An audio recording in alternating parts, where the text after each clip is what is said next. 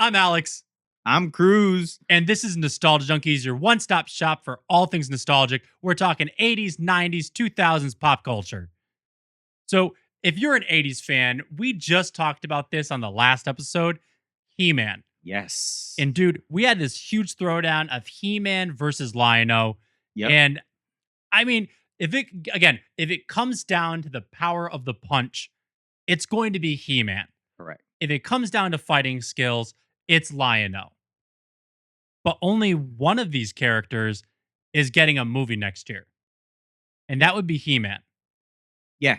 Obviously, I mean, I think Thundercats would be too CGI based on what the characters look like. Agreed. So did you see the trailers for the live action Cats movie, Yes. the musical? Yes. I feel like if we were to do Thundercats, that's how it's going to look.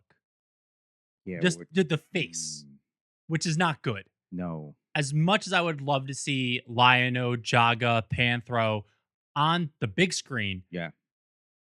it's not going to be good. It's not. I think if they're going to do a Thundercats movie, they're going to have to go the way of like Dragon Ball Z, where it's more cartoon, not live action. Maybe like the Mario movie that just came out. For clarification, you're talking about the like Dragon Ball Z Super movie, Yeah, not correct. the live action Dragon Ball movie. No. That we forget Yes, exists. yeah, the last Dragon Ball movie Yeah. that just came out. Like Dragon Ball Superhero. Correct. I feel like that CGI would be a cool way to do it. I think doing it the Illumination way, it's going to be too animated. It really needs to be like that old school anime, almost why am I blanking on his name? Spirited Away. Okay. Yeah. I feel like going that way, I think that would provide a really cool depth to the story with the animation. Correct. But we've gotten some news about the He-Man movie. Some photos have leaked, and we got to see a bit of the cast list. Correct. And some of it looks pretty good, and some of it not so much. Yeah. So if you remember back in the 80s, there was the live action He-Man movie with Dolph Lundgren. Yes. Where they get transported to Earth. Correct. And it's safe to say the movie wasn't that good. But it was. It fell into that category of good, bad 80s movies. Correct. The movie's not good, but it's been so bad that it has like that cult classic feeling. Correct. I feel like this movie's kind of rehashing it based on the premise. Correct. So the plot that was posted to Wikipedia and to IMDb, which we know in this day and age, studios will release the premise and switch it up and lie all leading up to the movie just to give viewers that surprise. Correct. The premise of the movie is 10-year-old He-Man crash lands on planet Earth, separating him from his ancestors' power sword of Grayskull. 2 decades later, he takes his sword back and takes on the mantle of He-Man as he battles for his home planet of Eternia against the evil forces of Skeletor. Sounds cool. I don't know how the 10-year-old crash landing on Earth sounds very Superman-ish, Star-Lord. Yeah, it's I like the aspect of he regains the power of Grayskull. Correct. And he fights for Eternia. I wonder, if they're going to give a really quick backstory to why he got sent to Earth. Because if not, it's gonna be because it's weird because He-Man's mom, wasn't she an astronaut from Earth that crash landed on Eternia? And she stayed there because she couldn't get back. Correct. But now we have like the reverse story for Adam. Yeah. But I will say, the picture of him in London looked pretty cool. I like the way that they updated the costume. So it's not him in the weird tunic thing with the purple leotard. Yeah. He has like those navy blue, maybe purple pants on and the pink button down. Yeah. So we still have that classic color scheme. He still has the blonde hair.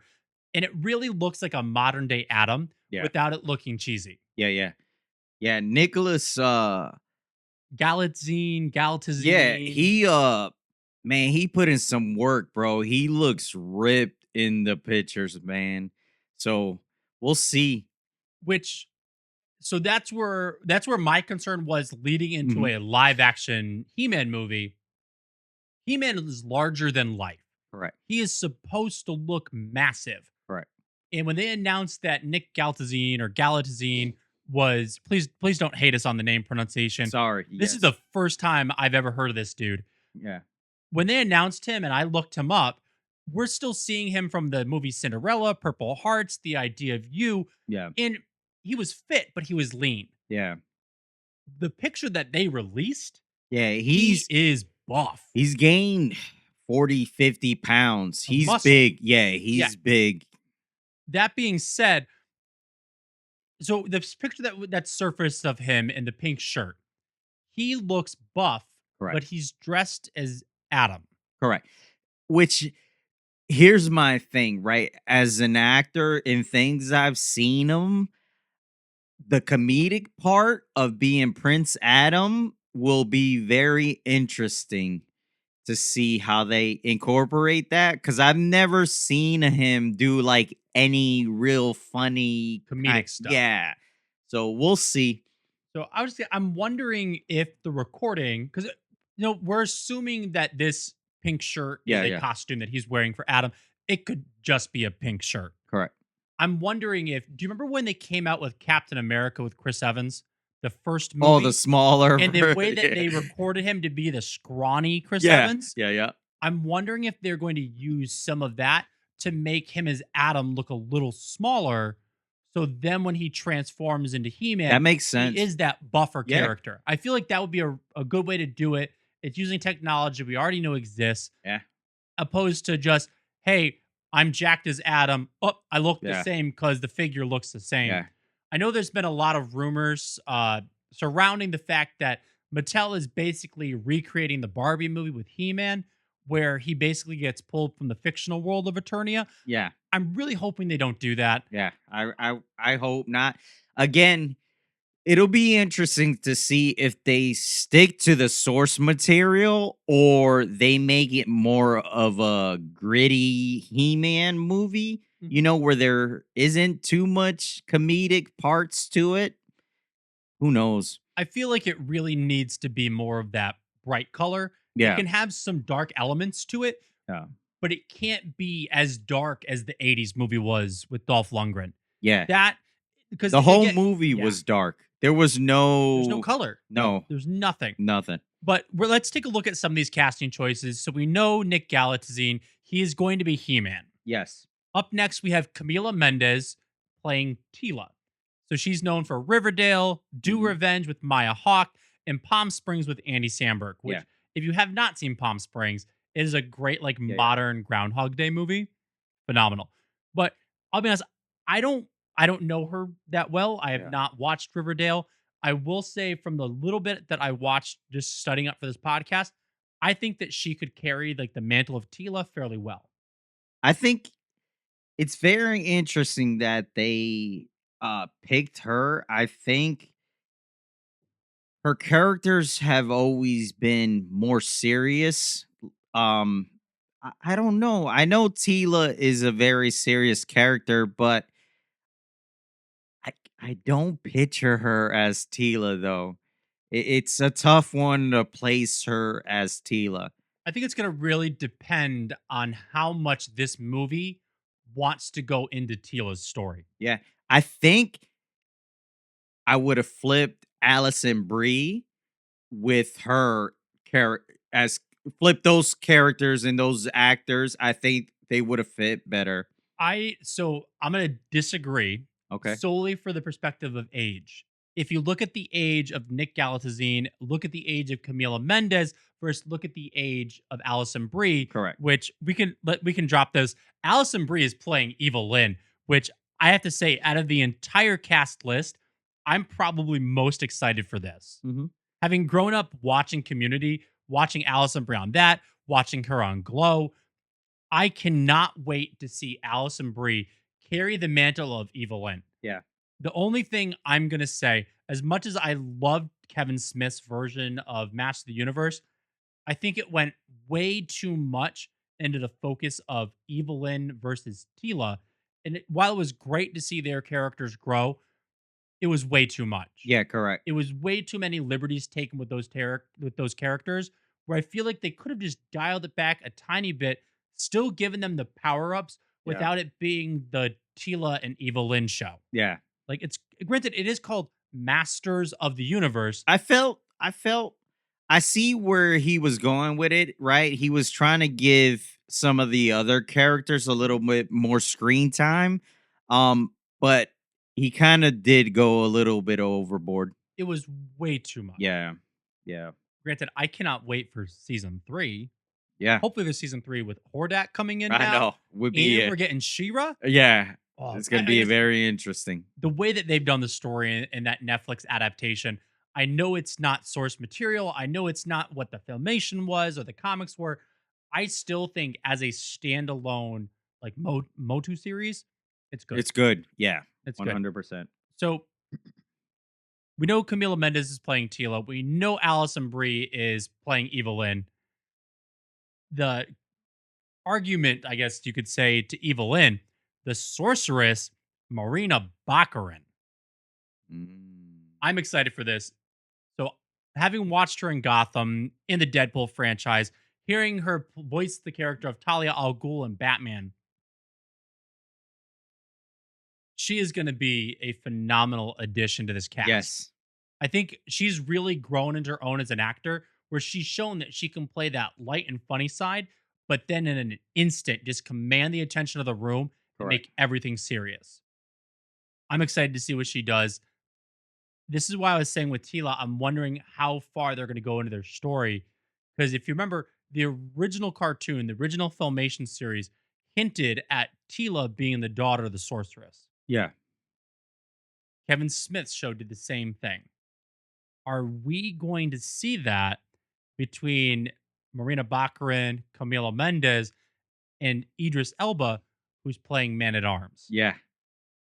I think it'd be a really good way to kind of do like a post credit scene in the movie and make that more of the focus For for the the next sequel. one. Yeah.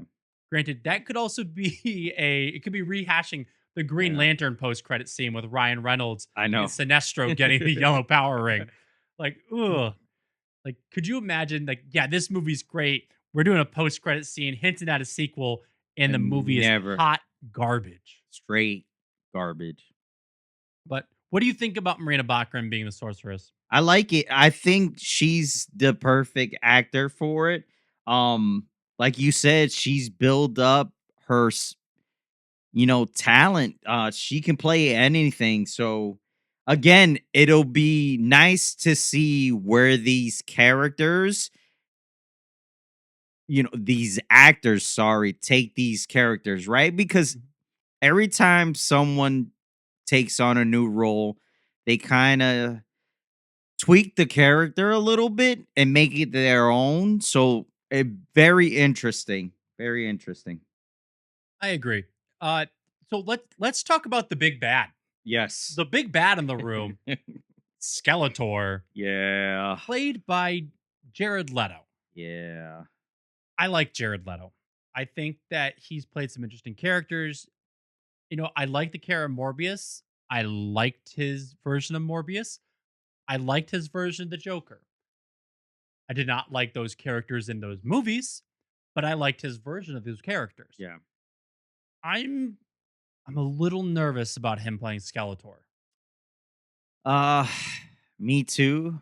For one, Skeletor is baddie number one, right?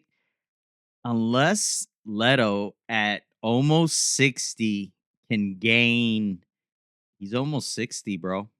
Jared Leto's almost Almost six. 60. Yes, he is. Look it up. What?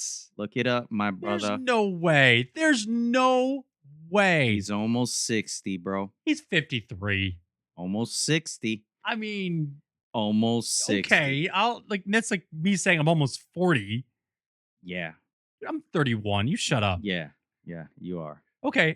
Go on. Continue. So Continue. I again, Um, being that he's small in frame, Mhm. there's gonna be a lot of digital aspects to make him big. Skeletor's a big guy.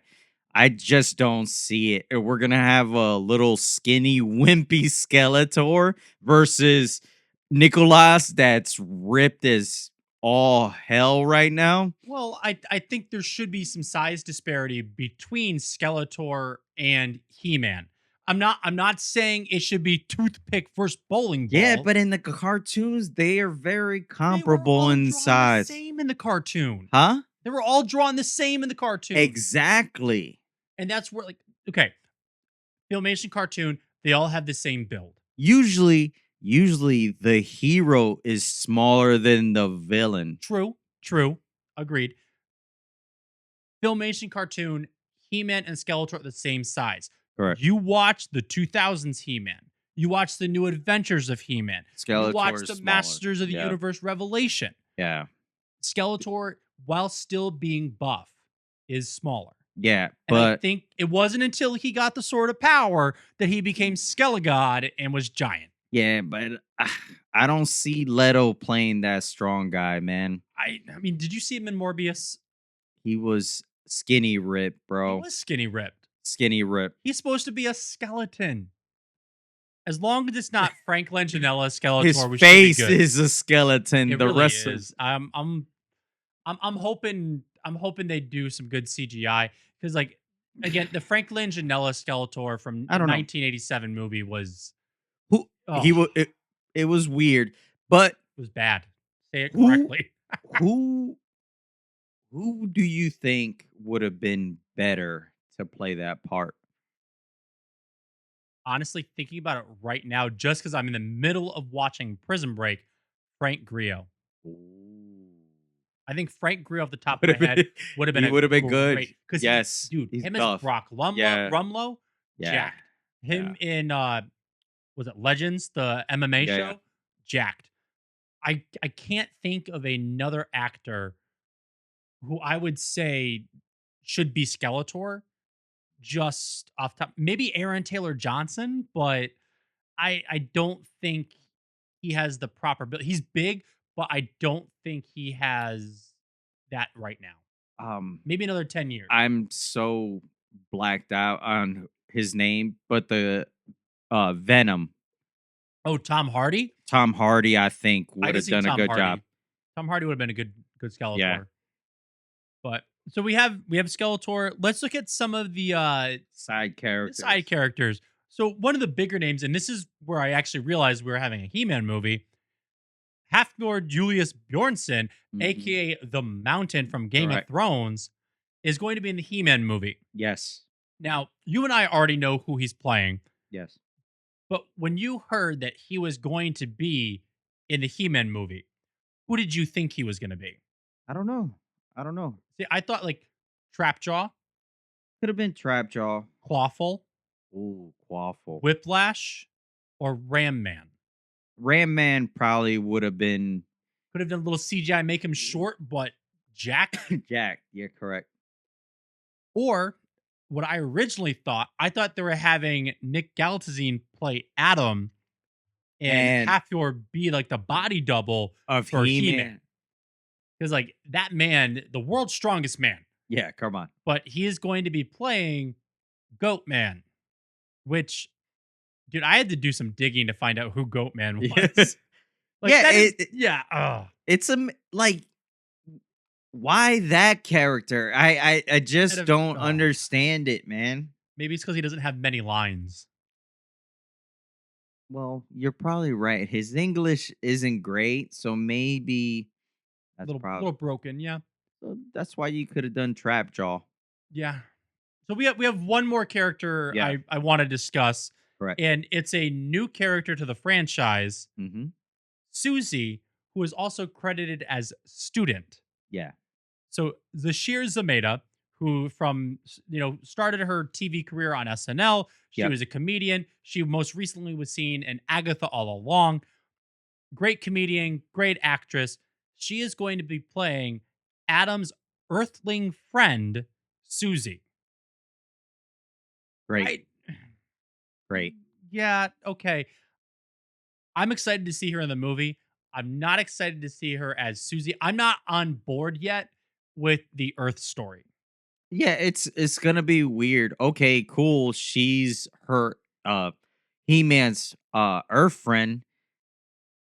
Is that it? Like once he goes to Eternia, like she's out of the Done. movie for good. Yeah, could you imagine they're hanging out, maybe a little Netflix and chill? He's like, "Hey, I'm gonna go get the salsa and Tostitos." Out. Flash. Oh, I'm on Eternia Yeah. now. Like, Yeah, what's gonna it's a be little happening here? weird. Um and then again, like I think she may be young, but she looks older, so kind of that dynamic might be a little weird. Her friend, who knows? So I wonder, is she gonna be like our eyes into that world? Like, basically, we're gonna be seeing Eternia and Adam's story through Through her her. perspective. Yeah. I don't know. But I'm excited. This movie comes out in 2026. Should be, I believe it said May, June. It hasn't Yep. really been confirmed yet, but I'm excited to see it. I mean, it'll either, from the trailer, it'll either be I got to see this in theater or I'll wait I'll for it to come wait for it. home. Yeah, correct. Hopefully it's it's one that we go several times, man. Eh, we'll see. We'll see. There I hasn't been many. There hasn't. I'm not hopeful for any movies Yeah, right now for them to be like, "Oh, I got to see this one over and over and over again." I think the only movie that's coming out right now that I know I'm probably going to watch a couple times is Fantastic Four. I want to see if there's any hints at like the multiversal war coming up, but like I watched Captain America: Brave yeah. New World. It was fun. It was cool. I saw it twice. I only needed to see it once in theaters. I didn't see it. I mean, we watched Deadpool. I watched it twice in theaters. You watched it 3 times I in did. theaters. I did. That was because everyone wanted to go different days, so I went a Yeah. couple times. I Oh, mean, it was good. Um, I gotta say that I mean, I know we're not talking about the Captain America movie, and I'm not gonna give any spoilers away, but the biggest thing for me that I think we really need to focus on with production companies is making sure that the final product is ready. correct. There are at least a dozen or a half dozen scenes in that Captain America movie where that green screen effect, like the final polish just wasn't there. Yeah. Like there's a scene where they're standing in this I won't give it away. They're standing on a street, I'll just say that. And Anthony Mackie looks great. He looks high res. And the background, I don't know if it's too much bokeh, too much blur, but it looked grainy. And there were at least half a dozen scenes where either the background looked like that or the actual character looked like that. Yeah. And it tells me that their special effects department either didn't have the correct Yeah. lighting, which I'm not going to call anyone out on lighting as we're in this Yeah. room, but it just is like it wasn't the quality we're used to. Yeah, to me the biggest thing about all these movies coming out is that the story, man. I feel like the lack of story writing has hit an all-time low with films. I think since Endgame, uh Marvel has been a crapshoot, man. Mhm. It hasn't been good. I don't know if there's new writers or the writers left, but it feels like even though they say the stories connect, it's almost like they don't connect. I think they built everything up to Endgame. Yeah, And leading up to Endgame, while there was a through line through the post yeah, credit scenes, each standalone movie was standalone. correct. And it wasn't until we got to like right before Infinity War up through Endgame that everything was connected. Connected. Yeah, And I think they really conditioned their audience to rely on those post credit scenes for a correct. through line. And it was a through line from point A to point B. Correct. Since Endgame, they've kind of just been throwing like proverbial shit at the wall. And we haven't seen an actual through line for the story. We're promised Kang. The stuff happened with Jonathan Majors. Now we're being promised Doctor Doom. Well, But there he might be back. he might be. I hope he is. It just the post credit scenes haven't led to anything. No, and I think if we get Doom, with Robert Downey, and we can bring Jonathan Myers back Majors. because I think that Kang storyline was building up to something. It was, The dude. Loki series with Kang in it, it was building up to something, and I think he plays the part really well. He was a phenomenal Kang the Conqueror. And It's his ability to play different variants. yes. Yes. So And that almost like likable bad guy. you love to hate him. Yeah, it's like he plays it perfect, man. Perfect. But again, uh this is hope to Marvel getting their shit together. So I was just gonna say, I think the biggest highlight, if you're wondering like what's going wrong with the post credit scenes, watch the movie Eternals. Correct. There's two post credit scenes. There's one at the end where it shows where they're all going off into space, and then there's the other one. I think it was the mid credit Yeah, where it with teases Blade Blade and and Black teases Knight. Black Knight with Kit Yeah. Harington. And Which there's been nothing. I think that would have been great to bring Blade back in. I think that you could have told the whole background story with what Blade's been doing in the Marvel Universe solely through post credit scenes over the last 5 years. Correct.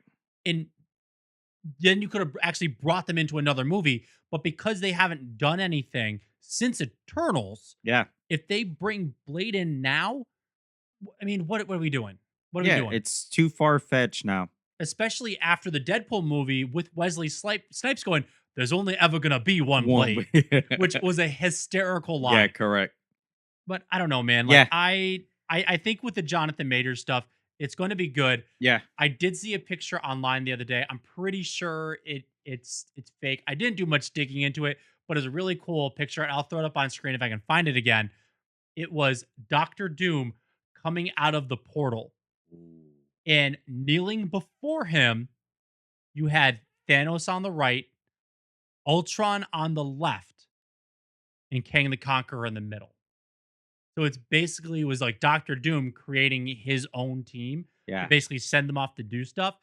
And I would love to see us get, even if it's just a 3-minute clip or a short cameo of Josh Brolin's Thanos coming back, just to get that clip from the comic when Doctor Doom rips out Thanos' spine. Oh, That just to show the sheer power. of Thanos. It took the entire Marvel universe to take down Thanos. Yeah. It takes Doctor Doom one move. Yeah. And I think that right there will show the audience that this is the power of Victor Von Doom. Yeah. But what do you say we get into our mail call? Yeah, let's do it. So I'm going to preface this with, I am not the biggest card collector.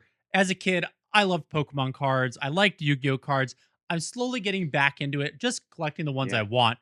But baseball cards, basketball cards, I was never a fan of. Yeah. I was a fan of Toys R Us. We all were. We all loved Toys R Us.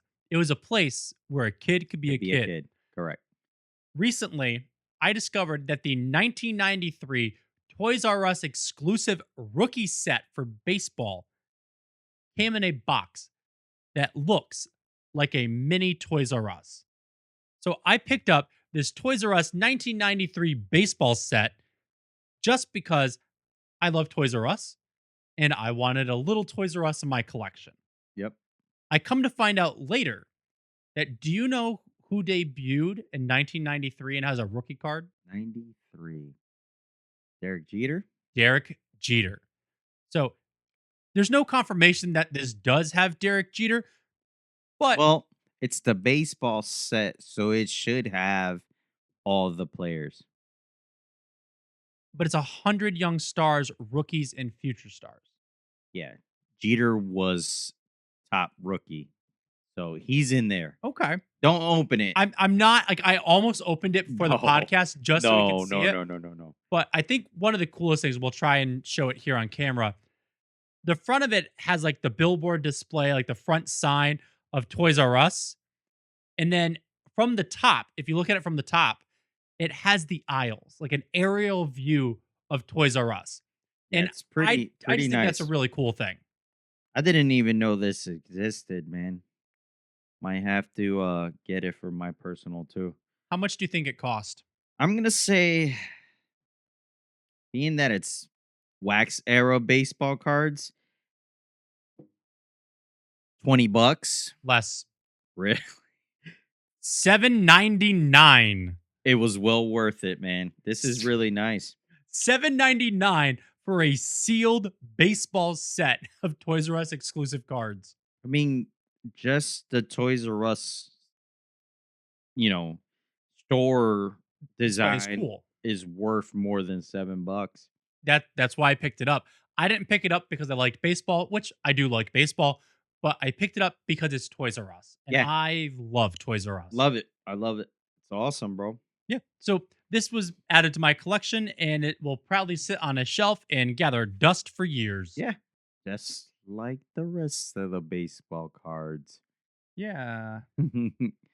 Oh. So what do you say we get into this or that? Let's do it, man. I'm excited for this one.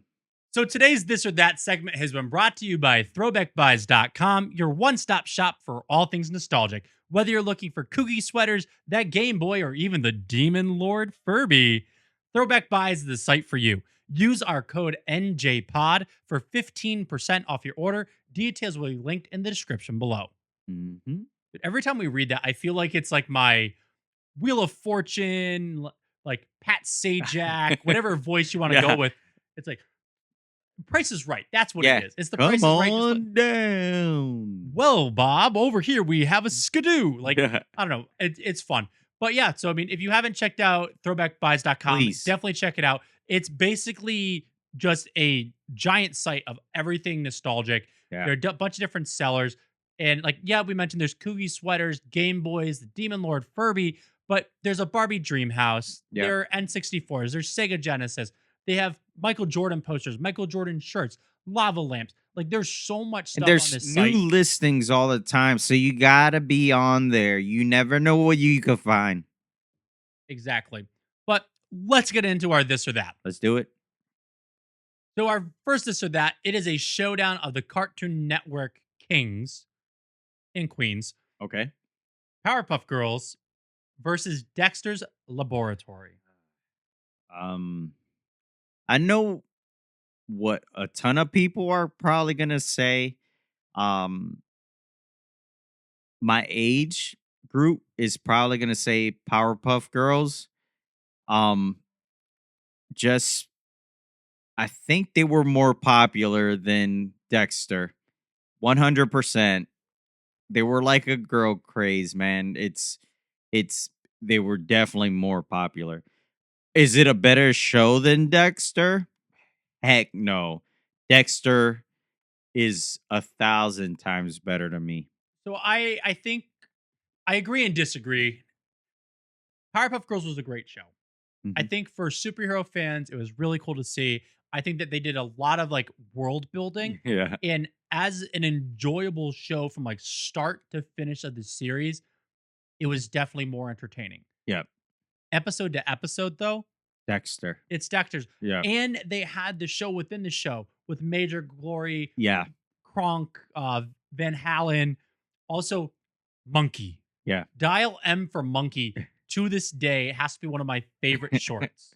Yeah, it's for me, I picked Dexter. I enjoyed it more. I agree. It's gonna be Dexter. So if I asked you for a quote from Dexter that's not Dee Dee, get out of my laboratory, you got one? Mm-mm. Dude, I asked a couple coworkers that are like right in our age group that Yeah. grew up on Dexter. 3 out of 4. Pick the same one. Same quote. Omelette du fromage. The fact that they made an entire episode off omelette du fromage. And the fact he passed his test. Correct. But yeah, it's Dexter's Laboratory. Powerpuff Girls is great, but Dexter's Laboratory, in my opinion, was just a little bit better. Okay. Instagram agreed, but they think it was a lot bit better. I got a couple DMs that it was a challenging this or that, but for everyone who said it was challenging, they still chose the same. Dexter. Dexter, 70-30 split. Nice. So Dexter's Laboratory, right now, that is like the king of Cartoon Network.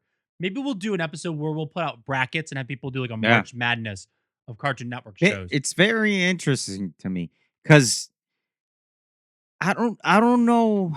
Obviously, for us, he's relatable, but I think the Powerpuff Girls, like, they're everywhere I all the think time. different age bracket Yeah, and different gender. correct. I think that like while Powerpuff Girls was enjoyable for everyone, I think that the girl group just enjoyed it a little bit more. More. Which Yeah, I'd be interested if we had a female co-host. What would their opinion be on this? Like maybe yeah, we'll get Jocelyn on one again and yeah. see what she says. But What's the next one? we're gonna talk about the biggest flop from Nintendo: Power Glove or Virtual Boy. Which do you think was Nintendo's biggest flop? Virtual Boy. Virtual Boy. Yeah, I not even agree. close. Mm, I the one thing I can say about the Virtual Boy worked how it should. The Virtual Boy worked how it should. The Power Glove did not. But, but I'm listening. the Power Glove is iconic, even though it flopped. Did it really flop? Because everyone knows the Power Glove. Not everyone knows the Virtual Boy. Virtual Boy is like the big brother to the Wii U. It's like Yes. one of those systems that it's almost like a myth. Did it really exist? You know, it's one of those things where the Power Glove, man, anything from the 80s where they were playing Nintendo or something, they had the glove, man. So, and everyone, even though it sucked, wanted the glove. Okay. I agree with that. So are we deeming that popularity trumps floppiness? Yes, Okay. 100%. I think that yes, because people still don't know that the Virtual Boy exists. Correct. I want to say it's sold like 200 to 300,000 units. Which is a lot. It's still a lot, but comparatively, the Switch has sold like 81 million units. Yeah. So 200,000 compared to 81 million is nothing. Nothing. Nothing. Nothing. I think the Virtual Boy as a product functions better than the Power Glove. Yes, correct. And it tried to change the video game world, right? It tried something new that no one had done before. So I get it, but I'm sorry, man. So would you say that the Virtual Boy is like the Icarus of systems? It flew too close to the sun. Yes, 100%. Yeah. It's So I too mean, early. Too I early for the virtual stuff. so yeah, I guess based on that context, I would say the Virtual Boy is the biggest flop. It promised this, it didn't work. Correct. Or, I mean, it worked, but it didn't work Work. for society. Correct. Instagram agreed. 42% said the Power Glove was a bigger flop, while 58% said that the Virtual Boy was the biggest flop. Yeah. So I mean, it's a great. I think they both suck. They Yeah, both are awful. 100%. The Power Glove is at least cool. 100%. Virtual Boy looks nostalgic, Dude. but dude, this thing caused migraines. Yes. Like it was a cool system. It was not a good system. Correct. What do you say we get into our last this or that? Which one it is?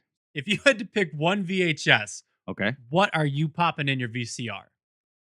The Rugrats movie or a Goofy movie? Goofy movie. Goofy movie. Goofy movie. So even the orange tape won't make you deter. It's cool. Looks nice. Goofy movie. Yeah, I mean, yeah, I agree. It's a better I movie, agree. It bro. is. Come on. I got to think on that for a second. Okay. All right. How much better movie? Yes. I I don't think it's by a lot. I think that a Goofy movie is more enjoyable. I think that it's more iconic for kids. Like growing up 80s to 90s breath. I think that a Goofy movie is more iconic. That 90s to 2000s gap though, it's a Rugrats movie. That scene with the monkeys want the nenners want Dill, whatever it was, Yeah. Yeah. where Tommy has his villain arc and tries to sacrifice Dill.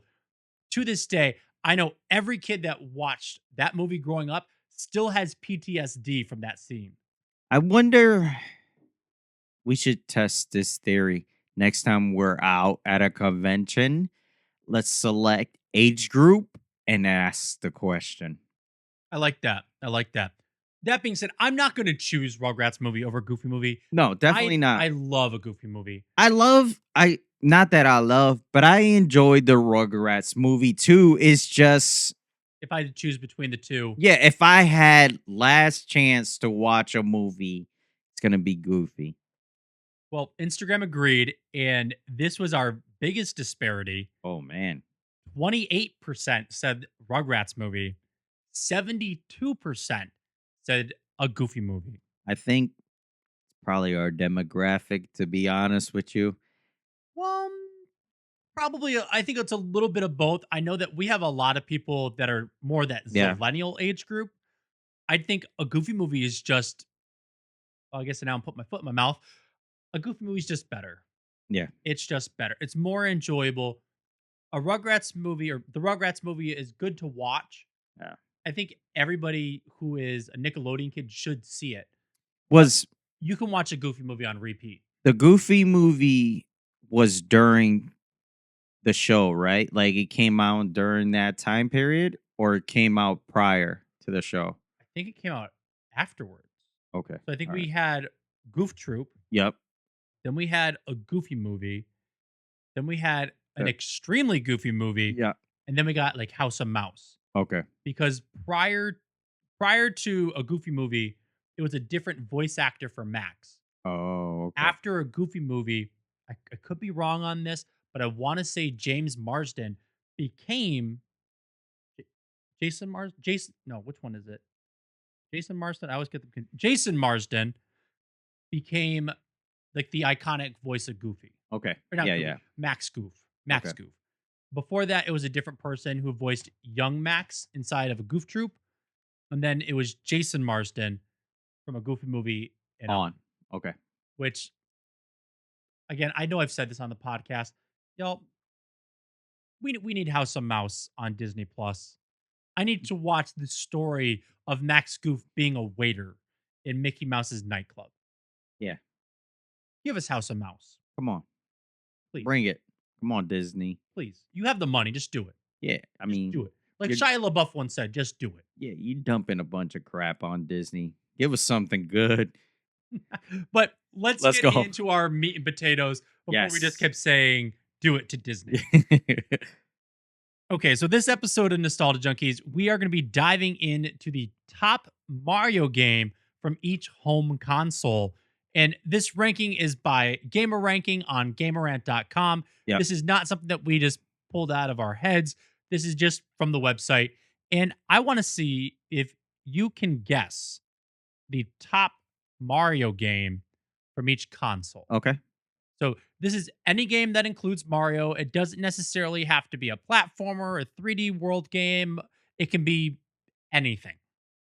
Could even be Mario Paint. Okay. It's not, but it could be Mario Paint.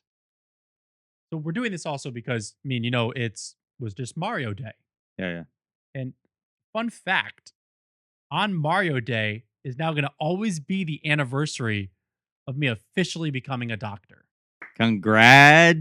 Congratulations. Yeah, just so in this background, I know I shared this on the Yeah. Instagram. In the background of doing Nostalgia Junkies, I've been completing my doctorate, and About time. about time, 2.5 years, About time. finally finished it. 10 years from my undergrad to now, Dude. and I am now a doctor, and I will always have been a doctor now on Mario Day. So 2025 Dr. has Mario been a good start for you, my young sir. here. Dude, in about 2 months, I've become a dad and a doctor. Yeah.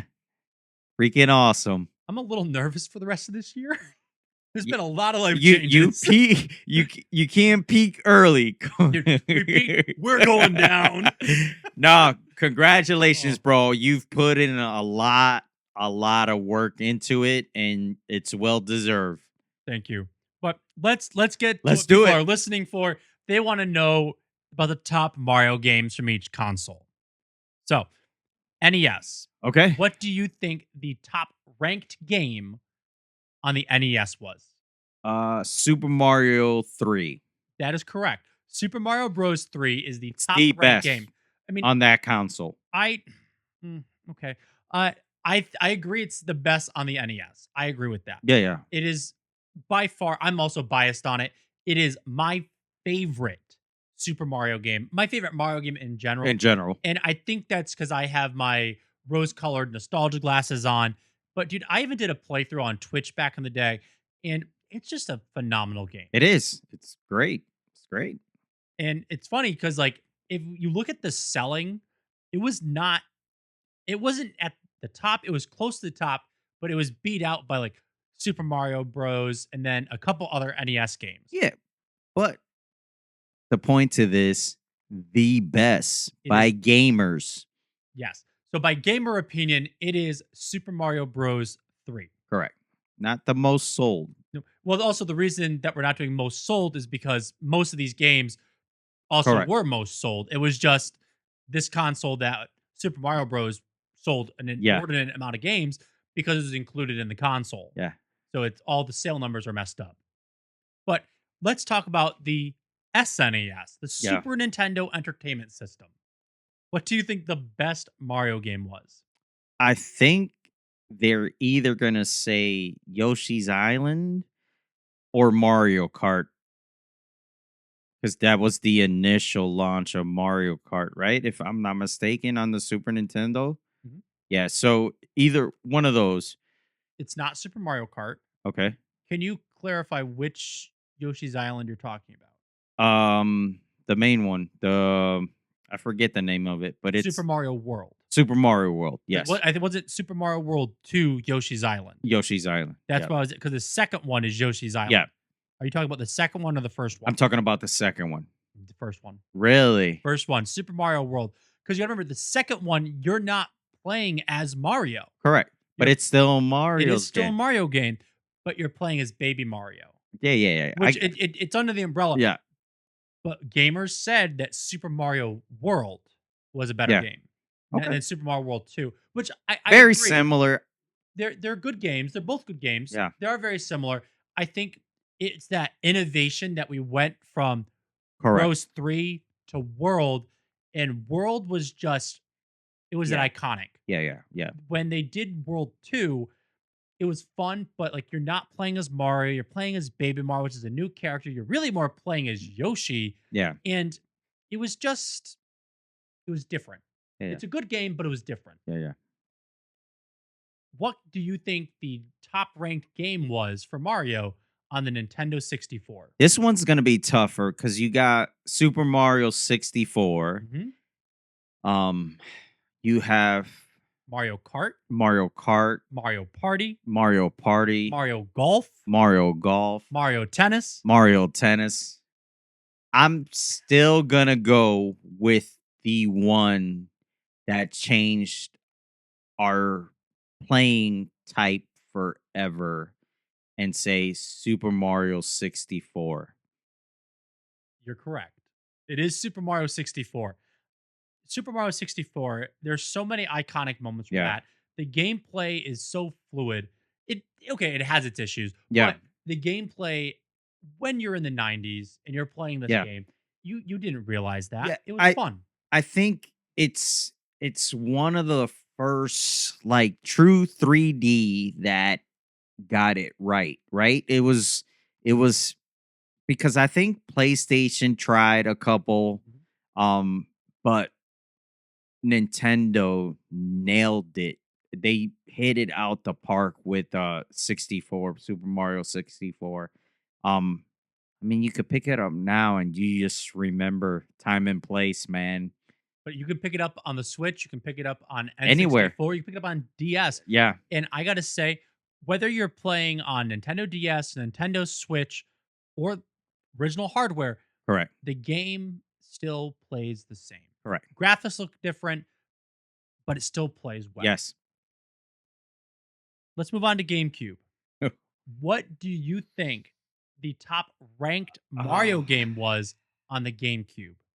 There's a lot here. We have Mario Sunshine, we have Double Dash, We have Super Mario Baseball, Power Tennis, Toadstool Tour. We have even technically SSX Tricky qualifies as a Mario game because Mario is in it.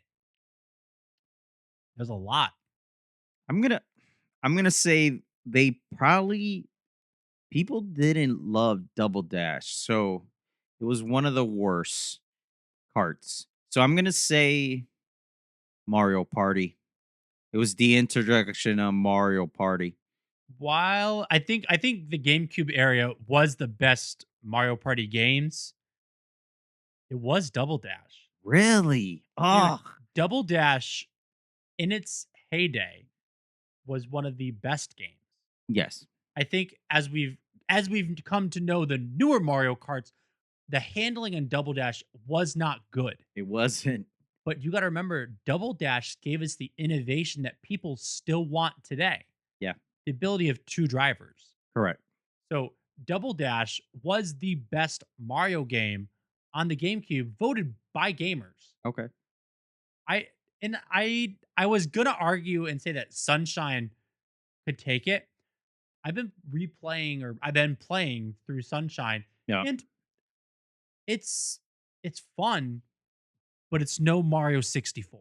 It's not. It tried. It tried. Whereas like I feel like when you look at all the titles that were on the N64 Mhm. that then went to the GameCube with sequels, everything improved. Yeah. Mario Party improved. Mario Kart improved. Tennis improved. Golf improved. 64 to Sunshine did not. Yeah. Mm-mm. It fell short. Yeah. So it was Mario Kart Double Dash. I would love for them to bring back the double drivers, but that was our top GameCube game. Yeah, yeah. Let's look at the Wii. Yeah. What do you think the top Mario game was on the Wii? Um it was the introduction, so I'm going to say Mario Odyssey. That wasn't Mario Odyssey. No? Mario Galaxy. Mario Galaxy. I'm sorry. Mario Yes, Galaxy. Mario Galaxy was the top. Yeah. Mario Galaxy it's a fun game. That is what Sunshine should have been. Yes. So the way that 64 Mario 64 innovated and then Sunshine didn't do anything for the 3D platformer. Yeah. Super Mario Galaxy, it took your 3D platform to be like Yeah. everything. Crossing our fingers, we finally get 3 for Ooh, the it'd be Switch nice. 2. It'd be nice. Hopefully. Come on, Nintendo. So that being said, Mario Galaxy was the top ranked game by gamers on the Wii. What do you think the top ranked game on the Wii U was? Yes, the Wii U is a console. Ah, name some for me.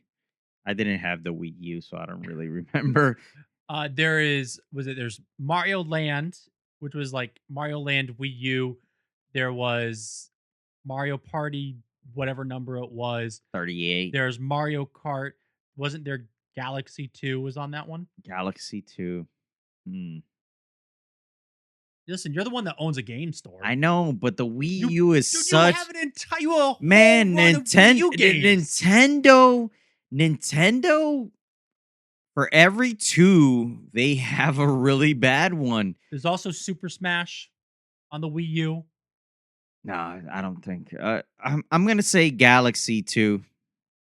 No. It is so the one that was ranked the best game by gamers on the Wii U Okay. Three gamers. has led to be the top selling game of all time on the Switch. Mario Kart 8. Really?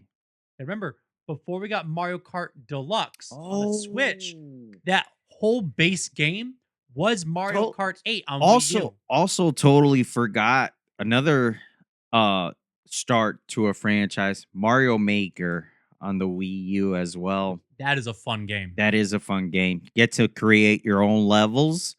Pretty interesting. But Dude. yeah, I totally forgot about Mario Kart 8. Mario Kart 8 by far Yes. is, I would say, arguably one of the best games Yeah. that Nintendo has put out in general. That's including to Deluxe. This I- guy is the drunken master of Mario Kart. I challenge anyone out there to beat this guy. Come find me at a convention. We can Yeah, play. try it. This guy is the Mario Kart king. I will say to all of our friends, other than the one time I literally choked on my drink and had to stop driving, I have only lost one race to one person. And it Dude, was D-Mac. this guy And then I whooped him the rest of the night. almost figured out how to play with the damn bongos. I tried. I did try. I tried to play Double Dash with the bongos. I needed somebody to hit me to turn. Yeah, But it almost worked. it almost worked. Yeah. Mario Kart 8. So Mario Kart 8 is the top Wii U game. Yes. That being said, what is the top Switch game? Now the Switch has so many. It has a lot. There's Mario Wonder, there's Mario Odyssey, there's Yeah. Mario Kart 8 Deluxe. There's all the Mario parties. Dude, there are so many Yeah. Mario Olympic games. Yeah. It could be an Olympic game. I'm gonna say just because you keep on running with it, Mario Kart 8 just kept on running it. By No, a matter of 200ths of a point. really 200ths of a point. Mario Kart 8 Deluxe beat out. lost Oh, to Mario Odyssey. Odyssey's a good game. I think that is a fair loss. I think that, Yeah, in my that's- opinion, my ranking would be Mario Kart 8 Deluxe, Mario Odyssey, Mario Wonder. But going off the notion that Mario Kart 8 Deluxe is just a port of a Wii U game, correct. and Odyssey brought an innovation, it's Odyssey 8 yeah. Deluxe then Wonder. Yeah. So Nintendo, you've been killing it. I can't wait to see what you do with the Switch 2. Me too. 'Cause I'm excited, man. We're getting Mario Kart 9. I know it's almost here. How do you perfect a perfected game? Um, What do you do? I don't. What do you add? I mean, they've added so much. Bringing the double driver would be very interesting. That would be cool.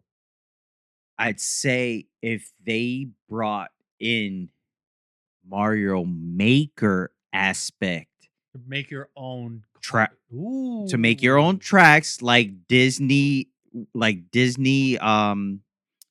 when Disney created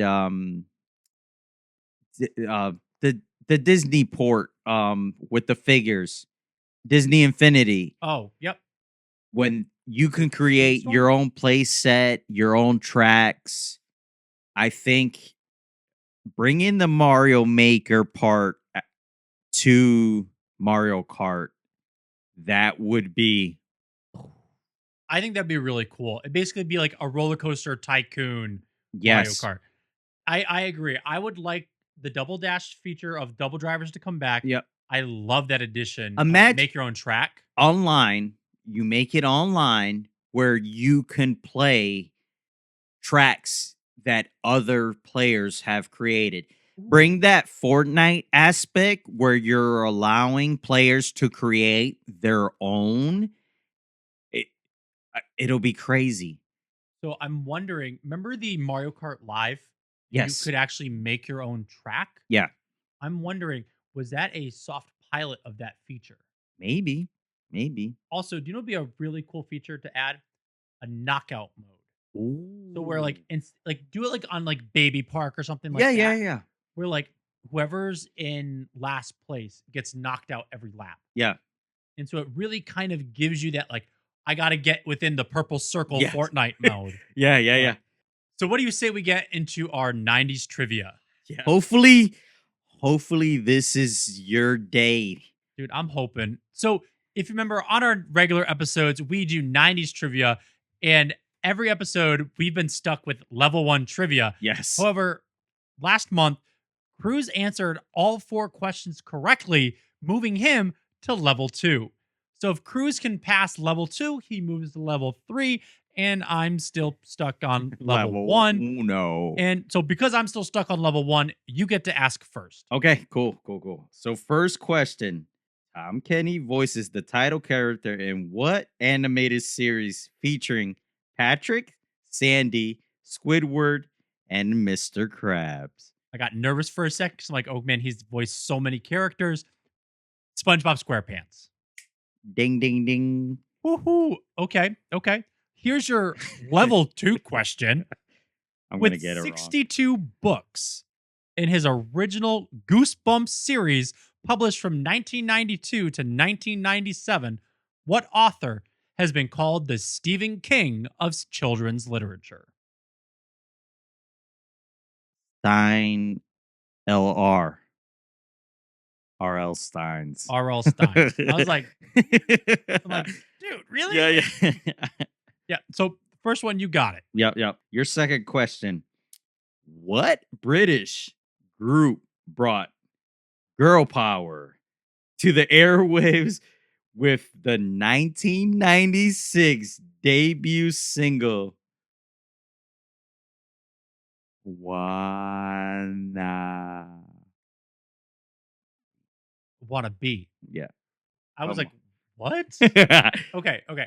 Trying to make it hard, trying to Oh, confuse you. so would this be a band that we just discussed on a previous episode that we pissed off a lot of people because we chose TLC over them? I'm gonna Yes. say Spice Girls. Correct. Yeah. If you didn't listen to the last episode, we did 80s versus Yeah. no, we did a Spice Girls versus But uh didn't TLC, and people hated that. but didn't they agree with us? Yeah. No, But they still hated it. it's funny when we put the vote out, people agreed TLC over Spice Girls. But when we put the reel out of TLC versus Spice Girls, and we said TLC, people agreed TLC was great, but they said it's not a fair competition. You can't compare the two. And it's like, but we did. We did. Yeah. We did compare. TLC is still a Yeah, group. Yeah, and while they might not fit your girl pop group, they are Correct. still a group of female musicians, Correct. and I think it's fair to compare those two groups. Yes. Okay, your second question. Okay. What family sitcom aired on ABC from 1993 to 2000 featuring Ben Savage as Corey Matthews and Danielle Fishel as his love interest, Topanga Lawrence? Is that really level 2?